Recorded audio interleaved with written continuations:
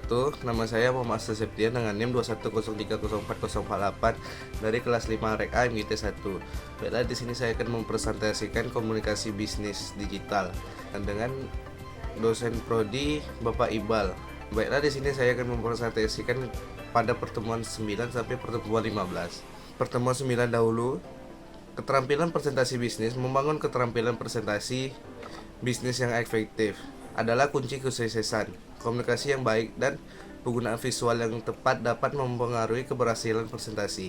Pentingnya keterampilan presentasi bisnis dalam dunia bisnis yang kompetitif. Kemampuan untuk menyampaikan ide dan informasi dengan jelas dan persuasif adalah kunci untuk memenangkan kepercayaan klien dan mitra bisnis. Komunikasi yang efektif melibatkan penggunaan bahasa tubuh, informasi suara, dan kejelasan pesan untuk memastikan bahwa pesan yang disampaikan dapat dipahami dengan baik oleh para audiens. Teknik menyampaikan presentasi bisnis secara persuasif yaitu dengan menggunakan bahasa tubuh yang tepat, yaitu gerakan tangan, ekspresi wajah, dan kontak mata yang kuat dan dapat meningkatkan daya persuasif dalam menyampaikan presentasi.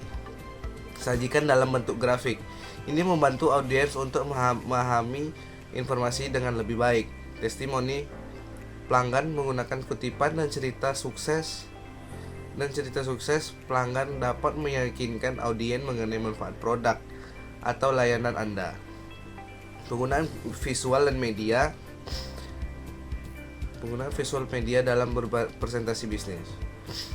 Presentasi bisnis yang menggunakan gambar, video, atau media lainnya dapat membantu menarik perhatian audiens dan memperhatikan minat mereka sepanjang presentasi. Mengatasi rasa gugup saat presentasi bisnis. Rasa gugup saat berpresentasi adalah hal yang wajar. Menyiapkan diri dengan baik, latihan yang cukup, dan berfokus pada pesan yang ingin disampaikan dapat membantu mengurangi rasa gugup. Percaya diri adalah kunci kesuksesan dalam presentasi bisnis. Memiliki pengetahuan yang mendalam tentang topik, bersikap profesional, dan merasa yakin dengan isi presentasi adalah faktor yang penting dalam membuat presentasi yang efektif. Di pertemuan 11, saya akan menjelaskan komunikasi adalah istilah yang begitu populer saat ini.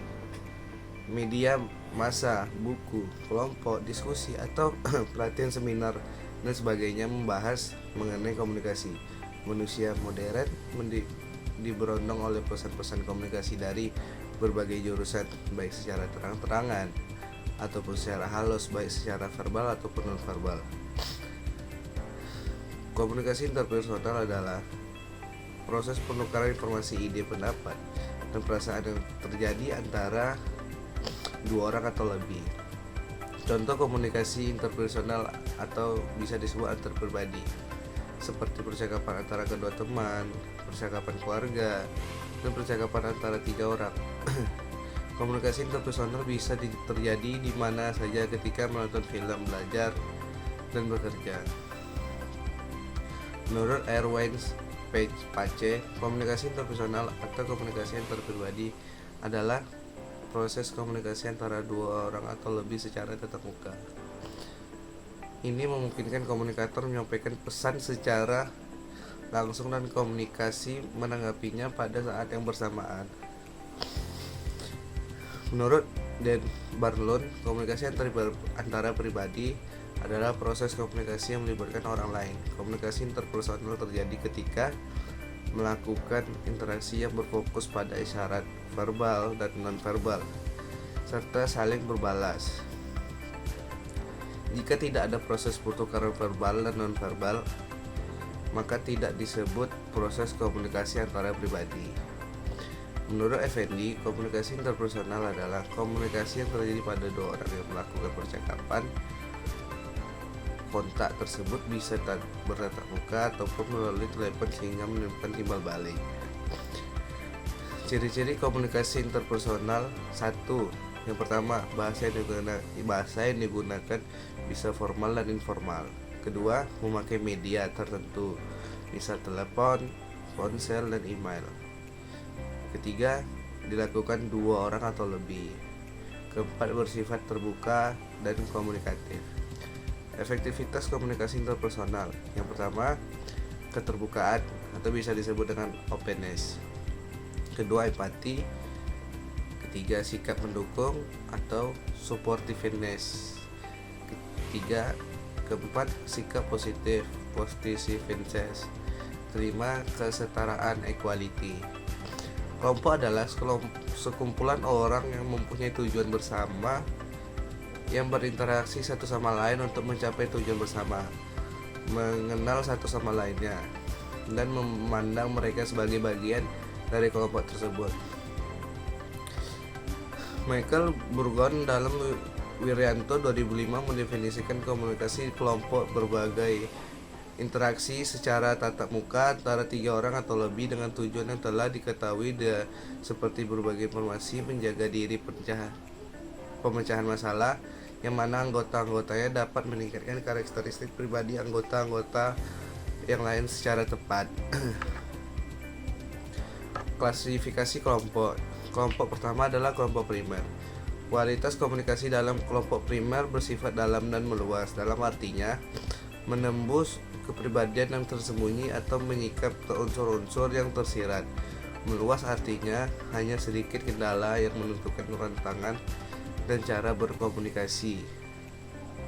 Dalam kelompok primer, kita menentukan hal-hal bersifat pribadi dengan menggunakan berbagai lambang, bahasa, verbal maupun nonverbal. Yang kedua, kelompok sekunder. Komunikasi bersifat dangkal, menembus permukaan luar dari kepribadian kita dan terbatas hanya berkaitan dengan hal tertentu saja. Kebanyakan menggunakan komunikasi verbal dan jarang sekali melibatkan komunikasi nonverbal. Bentuk komunikasi kelompok. Yang pertama, komunikasi kelompok kecil. Kedua, komunikasi kelompok besar. Fungsi komunikasi kelompok. 1. Fungsi menjalin hubungan sosial. 2. Fungsi pendidikan. 3. Fungsi persuasi. 4. Fungsi pemecahan masalah dan pembuatan keputusan. 5. Fungsi terapi. Pertemuan 13. Etika dalam komunikasi bisnis. Alhamdulillah. Etika memberikan dorongan dan mengajak setiap individu guna bersikap yang kritis dan bersikap rasional dalam rangka mengambil keputusan berdasarkan kepada pendapatnya sendiri dan bisa untuk dipertanggungjawabkan secara baik. Macam-macam etika deskriptif berusaha meneropong secara kritis dan rasional mengenai sikap dan perilaku manusia sebagai sesuatu yang bernilai. Yang kedua, etika normatif berusaha menentukan sikap yang perilaku manusia sebagai sesuatu yang bernilai. Faktor-faktor yang mempengaruhi pembentukan etika ditentukan oleh faktor internal dan faktor eksternal. Pertemuan 14. Teknologi digital dalam bisnis. Dalam praktek komunikasi, bisnis diperlukan sarana yang dapat menunjang proses komunikasi itu.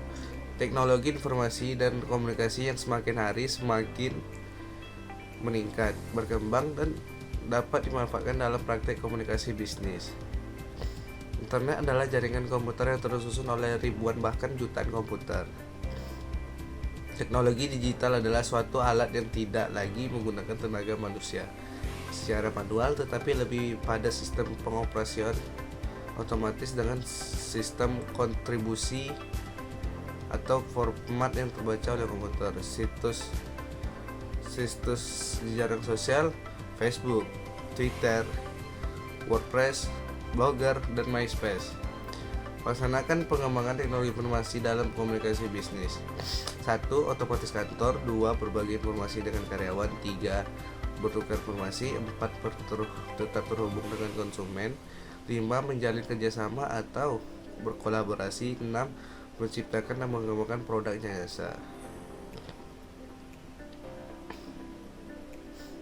Manfaat mempelajari penggunaan teknologi berdasarkan informasi dan dalam komunikasi bisnis. 1. Memperoleh, mengenal serta mengerti fungsi informasi dalam berbagai bisnis. 2. Memperoleh, mengenal serta mengerti alasan penggunaan teknologi informasi dalam komunikasi bisnis.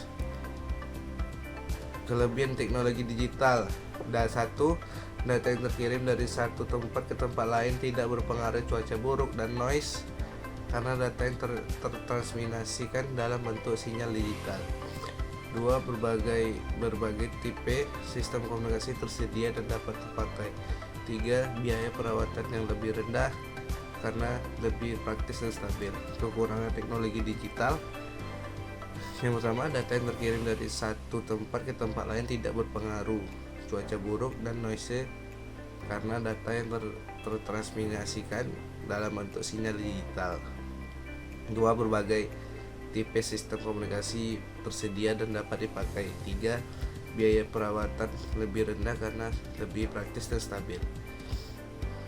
4. Kesalahan yang mungkin terjadi pada saat mengubah sinyal analog ke digital. 5.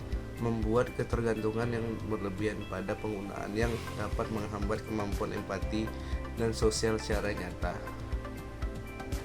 Baiklah, sekian video presentasi saya. Apabila ada kesalahan mohon dimaafkan. Wabillahi taufiq wal hidayah. Assalamualaikum warahmatullahi wabarakatuh.